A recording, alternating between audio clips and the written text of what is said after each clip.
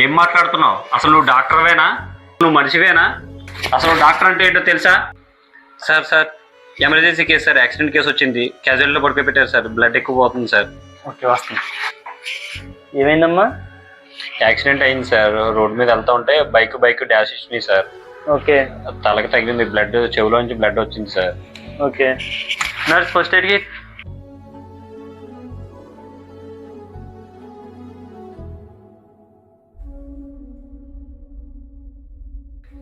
అమ్మ BP down అవుతుంది, కొంచెం డ్రిప్ పెట్టండి అమ్మా. Okay sir. పెద్ద డాక్టర్ పిలవండి అమ్మ ఈలోపు. ఏంటి కేసు ఏంటి? యాక్సిడెంట్ అయిందని వచ్చారు సార్. ఓకే, వైటల్స్ చెక్ చేశారా? చెక్ చేయండి సార్, వైటల్స్ అన్ని బాగానే ఉన్నాయి, బీపీ మాత్రం కొంచెం లోలో ఉంది సార్. ఓకే.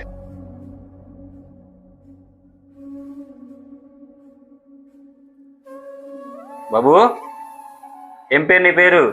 గణపతి సార్. వినబడుతుందా నేను చెప్పేది? ఏమైంది? ఎక్కడా? సరే, బాగా పర్వాలేదు. మెడికేషన్ రాశాను, డ్రిప్ అయిపోయిన తర్వాత బీపీ చెక్ చేసి ఎలా ఉంది చెప్పండి నాకు, తర్వాత పంపించేయండి. సార్ అలా కాదు సార్, అది మంచి కేసు సార్, అది రిస్క్ లేదు సార్, అది ఒక 2 days ఐసీలో అబ్జర్వేషన్ అని చెప్పేసి మనం అన్ని రకాల టెస్ట్లు స్కాన్లు అవి చేయించవచ్చు సార్. అది వాళ్ళేమో కొంచెం ఎంతైనా ఖర్చు పెట్టేలా ఉన్నారు సార్ వాళ్ళు.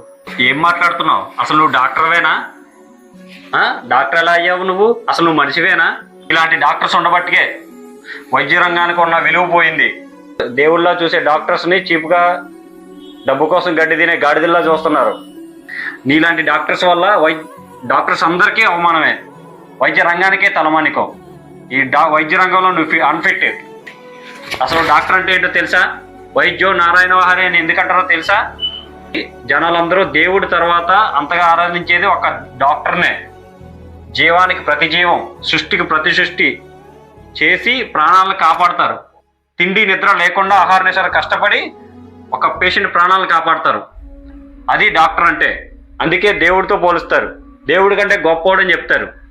ఏ రంగంలో అయినా కానీ డబ్బు చేసిన కష్టానికి చేసిన పనికి వేసి లెక్క కడతారు. కానీ వైద్య రంగంలో ఎంత డబ్బు తీసుకున్నా కానీ సేవ చేస్తున్నారు, సర్వీస్ చేస్తున్నారు అని చెప్తారు. ఎందుకంటే వైద్య రంగం అంత గొప్పది.